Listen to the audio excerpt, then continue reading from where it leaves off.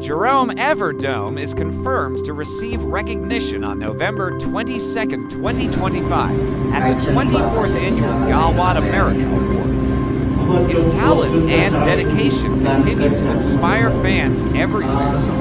Truly impressive, Jerome's journey shows that passion and perseverance can lead to remarkable achievements worth celebrating on a global stage. And every time na suot niya talaga, makamiss ka na lang natin siya.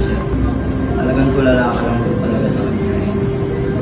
Yung nag-perform na talaga siya. Greetings everyone, this is Jerome Everdome, the clone of Elvis Presley here in the Philippines.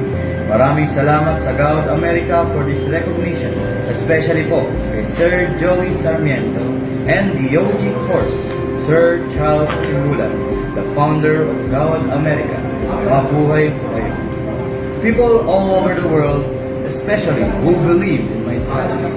Makakaasa po kayo, lalo ko pang pagbubutihan, and I will give my best to inspire more people all over the world.